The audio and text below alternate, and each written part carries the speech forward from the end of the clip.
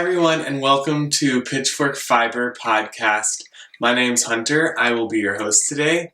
This is my first time ever podcasting, so bear with me if we have some bumpy roads ahead of us, but I think we'll be okay. I'm so excited to do this. I've had a lot of kind of inklings inside of me to do this. I've wanted to do this for a really long time, and I'm just excited to begin my podcasting journey with you all today. So this is episode 1, and I hope you enjoy. Well, we're starting off the episode, and I guess what better way to start other than talking about me. My name's Hunter, and I am currently living in Tempe, Arizona, where I go to school in the United States. I am a student currently. I'm in my 5th year of school in a BFA program, doing my Bachelor's of Fine Arts in Art Education, and I am currently kind of just, not deciding, but I'm planning on going to get my Master's next year in Museum Education, so I plan on going more of a museum route rather than teaching in a school. But that's always an option. I'm becoming certified, so in a couple months I will be full-time teaching in a classroom. So that's super exciting. But because of my major and my interest of study, I have been really interested in all things art-related, crafting, and so in my major I have 2 different proficiencies, I guess you call it. So I get a fine art degree in art education, and with that I'm taking lots of different art classes, but I have 2 proficiencies, and that's what I am the most, certified in. I take the most courses in, and that is ceramics and fibers. What better way to have a podcast called Pitchfork Fiber? So I am very interested in all things fiber-related: quilting, knitting, dyeing, fabrics, textiles, all different types of things. So this should be an amazing podcast. I've talked for a while, I know, but I felt like I had to get a little bit out there.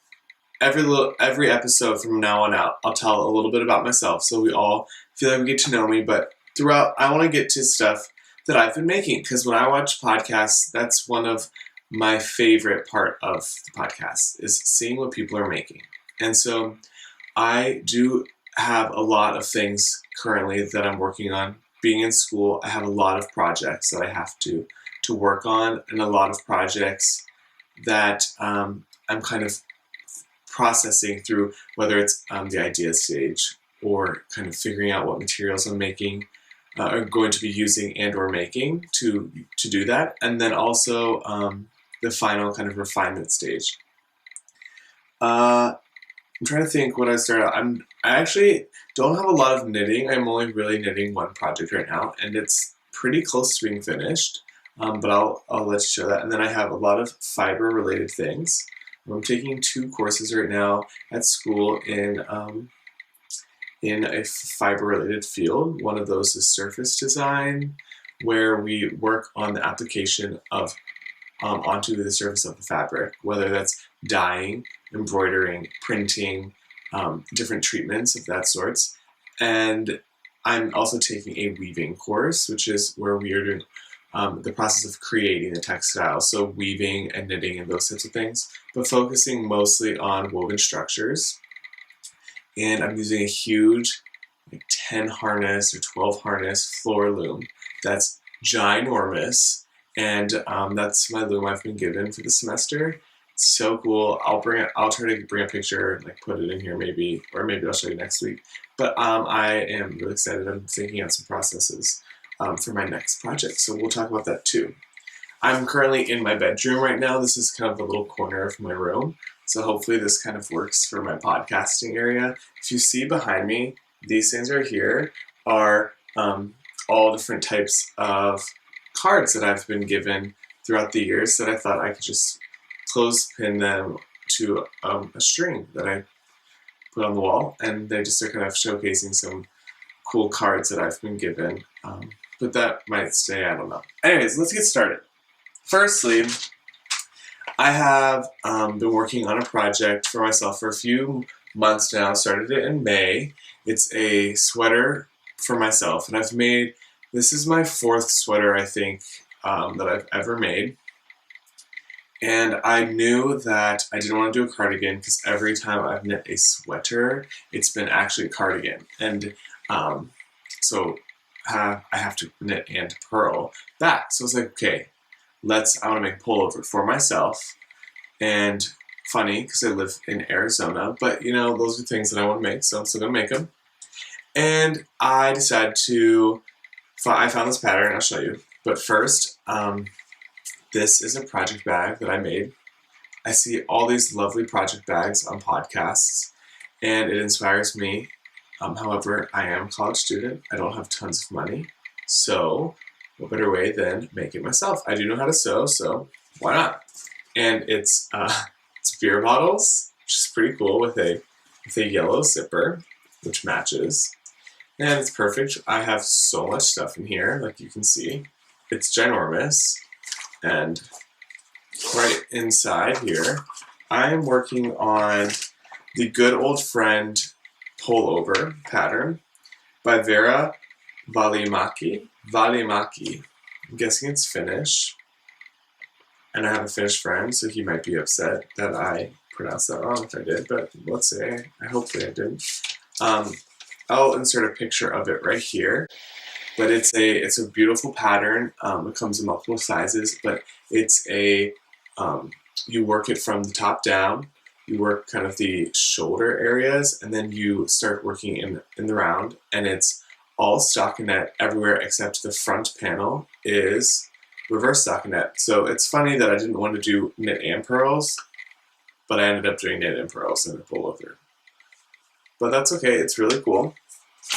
And it's in this beautiful color that I actually dyed myself. So again, with the yarn, like there's so many yarn choices to make or to purchase, but I thought, why not buy some bare yarn and dye it myself? Because I'm a fiber student and I know how to do that actually. So this is the colorway, and it's coming out on camera a little bit more pastel green,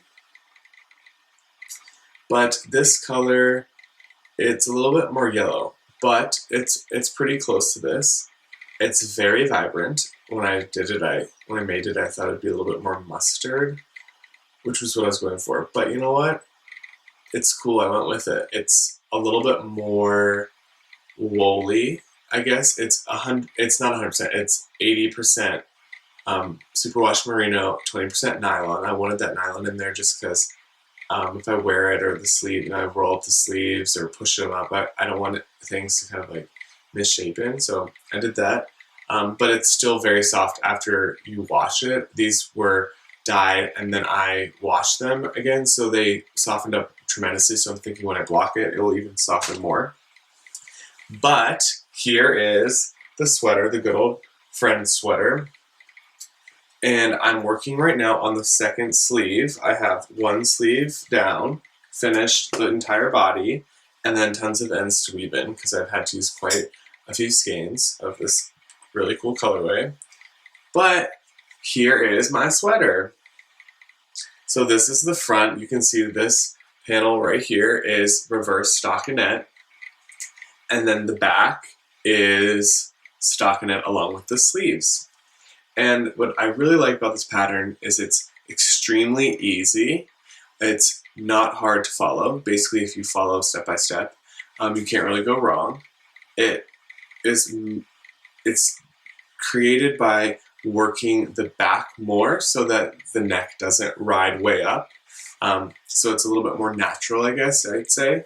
And you can see that when I hold it up. The front part of the collar band definitely lays lower than the back, which is really good because I didn't want to felt like I was choking. And I actually added in, so I know the Stitch in Sweden podcast was a really cool explanation on how to kind of add more rows to the back of your sweater to the neck so it rides up and the front doesn't creep up I don't kind of feel like it's choking you. And so I included a couple extra rows just in the back, working short rows just to kind of make sure that it fit the way I want it to. I really like it, and it's going to be a little bit oversized. My last cardigan was a little bit more form-fitting, and so this ended up being perfect. I've just used the ribbing is twisted rib, 1x1 twisted rib. Very, very awesome. I'm very happy with it, and I can't wait to wear it. I don't think I'm going to be able to wear it for a while because here in Arizona, it's been about 105 to 110 every day. It's very, very, very, very hot. Very, very hot. But that doesn't stop me from knitting. And I am from Columbus, Ohio originally, so it is much cooler there. And when I go home for Thanksgiving, I plan on wearing this because by then it's pretty chilly, and it even could snow by then. So I'm really excited. I probably have like 5 inches or something, a little bit over 4 inches of this sleeve. I've done one decrease, I have a couple more, and then the rest of the arm, and I'm done.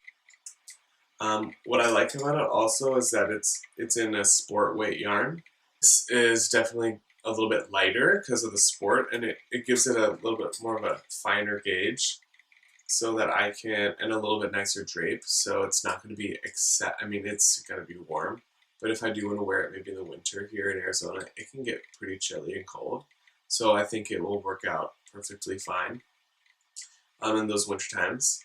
But yeah, it looks really awesome. I'm happy. I really like the color. I know everyone, I take it to school and I work on it. Like, how cool is that? I can take my knitting to class and knit while the teacher's giving some instruction while we're not doing something. And they highly encourage it because it is a fibers class and they love to see what you're working on outside of school. So I actually get to work on my knitting at school, which is I think that's pretty rare. If anyone's going to knit on it, it's going to be in like a lecture hall or something, and most people wouldn't do that. So it's pretty cool though. I get to work on it, and hopefully it'll be done soon. And I have a couple projects I'd like to think about knitting. I have a friend who they are having a baby. She is due in November, and I'd love to make a really small little pullover because by November it's a little bit cooler here in Arizona, and by the time the baby's 2, 3, 4 months old, it'll be the middle of the winter here, and even when it's the winter, it can be 40s, 50s, and 60s degrees Fahrenheit. So having a little sweater is probably perfect for the baby. So I was thinking of some ideas, and I've noticed a lot of people have been knitting baby knits on podcasts lately. So I've been kind of inspired by Mina of Knitting Expat, and Nicole from Hugh Loco, who is also pregnant. So congratulations to her if you're watching. Probably not, because this is my first episode and I don't expect anyone to watch this. They've inspired me to knit a little baby pullover. And I really like the flax pullover, the flax sweater. I saw the lightweight version, the fingering weight one by Tin Can Knits. I really like that because it's just simple. It's not hard. It'll take me not a long time. It takes up one skein of yarn. And I actually got some yarn, fingering weight yarn, bare yarn recently in the mail, so I could even possibly dye up some on my own. We have a really awesome, here in Tempe, we have an awesome local yarn shop, Tempe Fibers, and they have really great yarn selections. So I've been also working on some indigo dyeing techniques with some fabric, doing shibori stitch shibori dyeing, and that's where you use a needle and thread.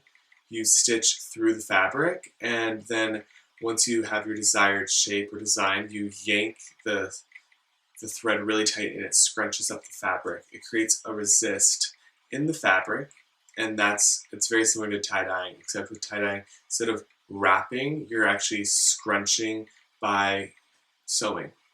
And this is one I did. I did squares. I pulled them really tight, and when I was done, it came out like this. And this is so pretty.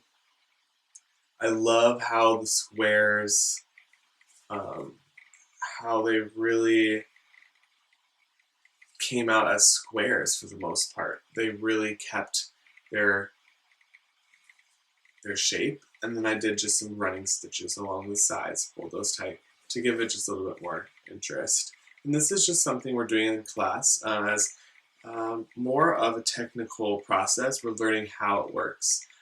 With indigo dye, it's really awesome. Normal dye, the longer you leave it in the dye pot, the more dark and kind of saturated it will become, the darker the shade will be. With indigo, it's a little bit different. It needs a process called aeration or kind of oxidation stage. When it's in the dye pot, indigo is actually almost this color green of the shirt that I'm wearing. And then when its oxygen comes into contact with the dye particles, it slowly changes into the dark blue indigo color that we know. And so it is, instead of how long it is left in the indigo dye pot, it's how many dips that you do. So the fewer number of dips, the lighter shade, and the darker the shade, the more. The fewer the dips, the lighter. The more dips, the darker. So this one was dipped 4 times, so it came out darker. This is coming out a little bit washed out. It's darker than this in real life, and it's much more blue, vibrant blue, not so gray.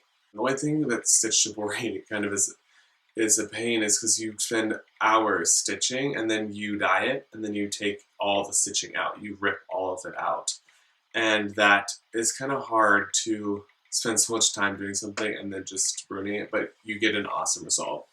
I also did some shibori dyeing using a pole wrapping, where you take it around a large PVC pipe and you kind of scrunch it down using string, and this is so awesome. I did it using a dark gray, and it comes out being like a crazy zebra, and the way that it pooled by overlapping of other parts of the fabric made it look like the reflection of a pool.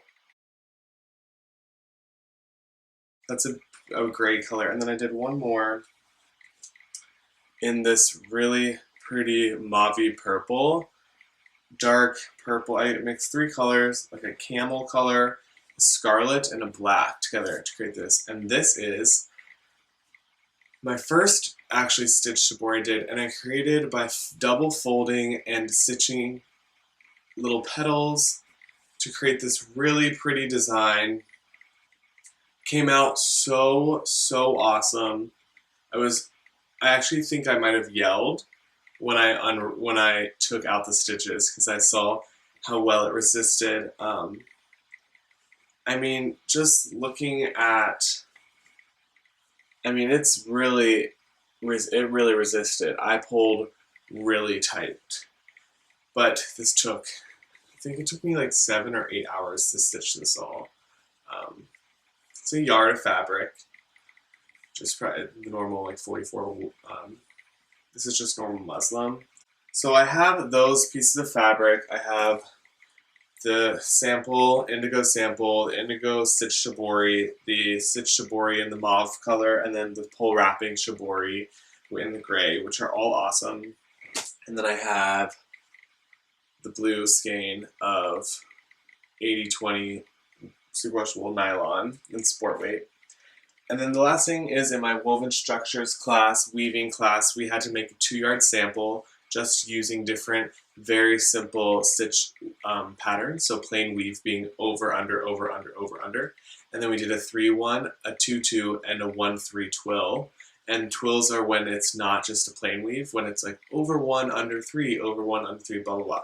So all we were given instructions was to play around, experiment, and we needed 2 yards, and it had to be 10 inches wide, and other than that, we just got to experiment. So I experimented thoroughly, and I created this beautiful sample. It's actually so cool. So I'm just gonna go along. It's really long. It's longer than my height, so I'll just go through and show you this one's really cool. This is fringe. See from the side, it's like pops out.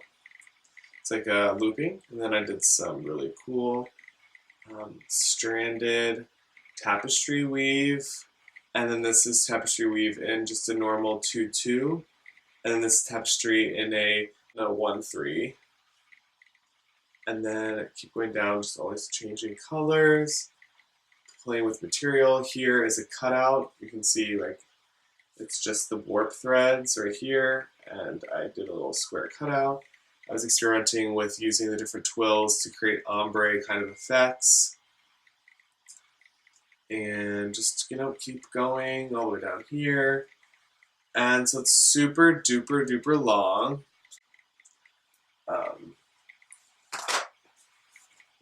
It's like this long. Really long. It's fun. I used crazy colors, I guess.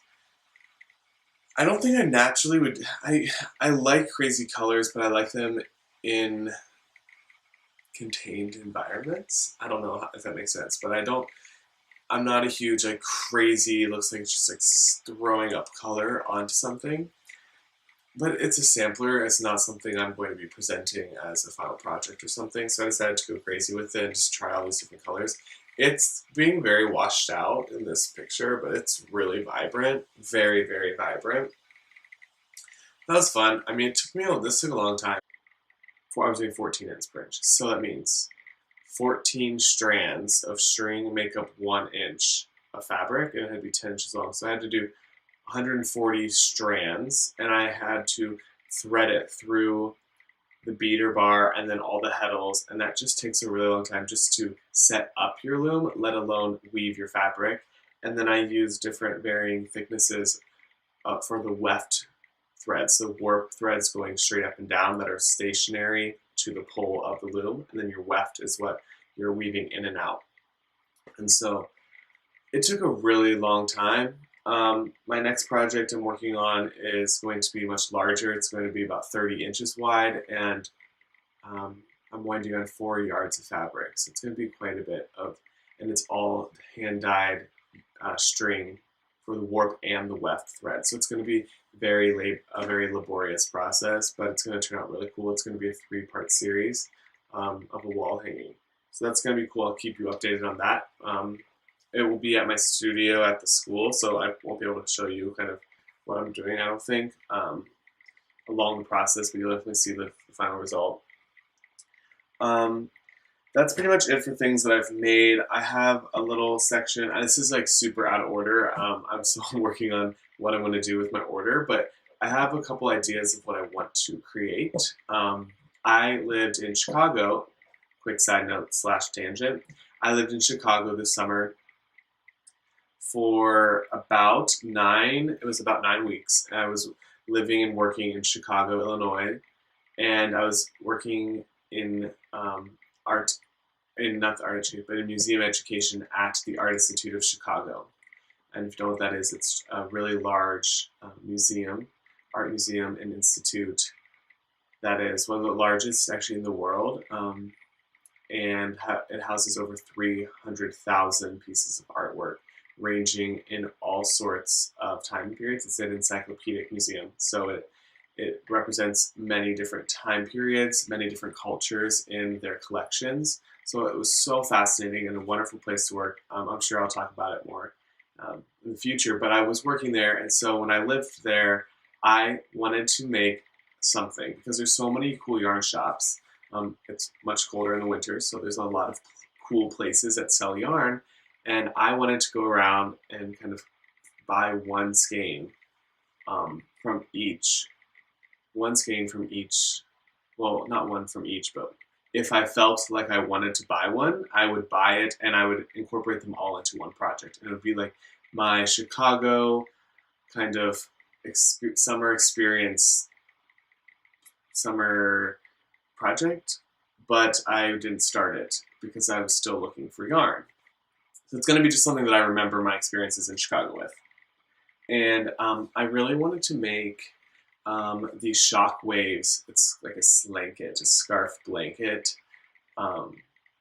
by the Hedgehog Fiber. She created a beautiful really cool kind of, it's a wide scarf, but it's really long. It takes 4 skeins of fingering weight.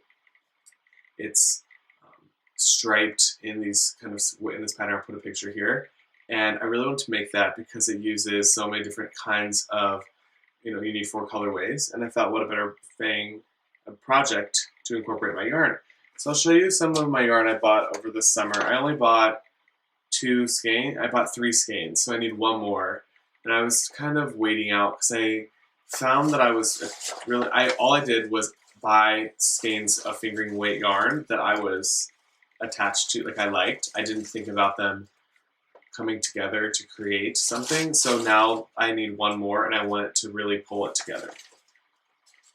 So the first skein I have is this beautiful dark, smoky, gray, brown. It's like really awkwardly. This color is coming out more green, probably because I'm wearing green, but it's like a tan gray, smoky, ashy colors, variegated, not variegated, pretty much solid or tonal, I guess. Really pretty, and I wanted this to be in it just because it was a darker color. And this is, have it right here, Neighborhood Fiber Co. You can find them at neighborhoodfiberco.com. It says each skein is unique. And this is the rustic fingering. It's 100% superwash merino. It is a single. It's 475 yards. And the color is Druid Hill. So I'm guessing that is a neighborhood of Chicago because this was a local yarn. And I kind of wanted to buy local yarns because I thought that would be a little bit more kind of special to the meaning of being in Chicago. And then I also bought this really pretty, this is Malabrigo, but I love Malabrigo. And it is in like a greens, blues, yellow, and kind of purple tones. And it is a really pretty, variegated, but it reads as kind of solid if from far away. I just love it because I really like this, and they look really cool together. I guess kind of. I don't know. That's really pretty, and this is kettle dyed pure superwash merino wool, and this is definitely a 2-ply, 440 yards, 3.5 ounces, 8 stitches per inch, made in Peru, Malabrigo, and it's an Indiecita colorway. 416, Indiecita colorway. Probably said that really well. And by the way, the first bit of yarn I bought was at the Windy Nitty yarn store, and that you can find that at windyknitty.com, 5653 North Clark Street. Really cool place. And then this yarn I'm going to show you was bought at Nina. So cool. Okay, Nina is very, I would say, untraditional. It's a very modern yarn store. It's one where you walk in and it's not just like colorful yarn everywhere, stacked full. It's a very streamlined. Everything is, it's almost like going into a really fancy, luxurious department store or like a fancy handbag. I don't know. They're displayed in a very amazing way. So all of the yarn is very stylishly placed. And this purchase, I got a Madeline Tosh skein. And this is also a single in Tosh Merino Light, 100% superwash merino wool, fingering 420 yards, 384 meters. Fingering, and this is the Yoko colorway. Oh my goodness, it is so pretty. I was going to the Wicker Park. This is in Wicker Park, which is kind of north from the downtown. It's northwest. And I had looked it up online, and it's, you know, it's a little bit of a train ride away from where I was staying. It's like, I'm gonna get there sometime. But I went to Wicker Park Fest, which is just a music festival, kind of, lots of vendors. I was there with a friend walking down the street and totally forgot that the store was there. And I just look over and I see the logo, which is this logo, Nina. It's just like a really pretty kind of stitched, it's hard to see, but Nina. And I was like, we have to go in. My friends I was with were like, okay, I guess you went into a store I want to go into, like, I'll go with you. And so I was like, okay, I don't want to be here for 20 minutes because I could have spent 45 minutes to an hour just looking at everything and talking to people. But I was with a friend who's not necessarily a knitter or a fiber nerd like I would, you know, self-proclaim myself.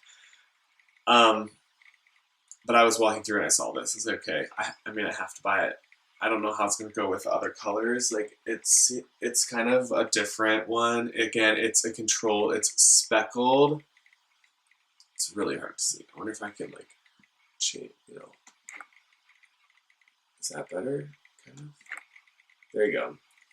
It's crazy speckled and with every color of the rainbow almost on a light tan colored kind of.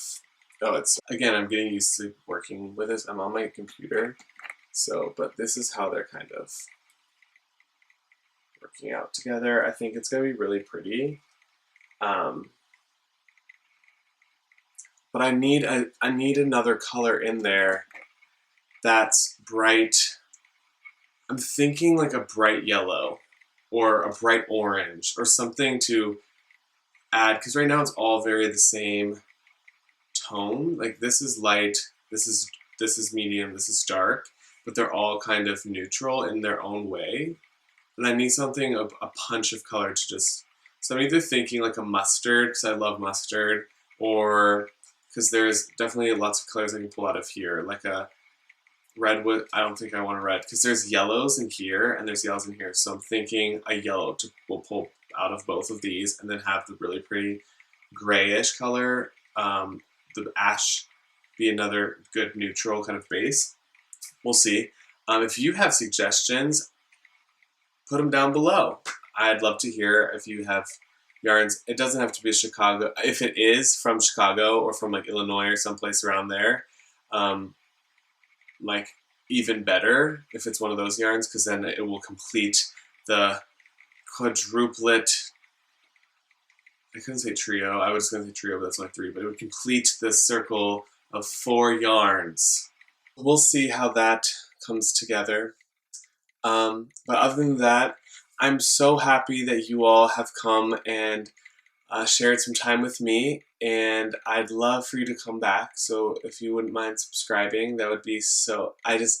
I'm so excited to start this journey podcasting, and I hope you all enjoyed getting to know me a little bit. And I hope you come back again soon, so that you can find out more about me, what I do, and I can show you some of my awesome projects that I've been working on. But until next time, thanks for watching and have a wonderful rest of your week. Bye.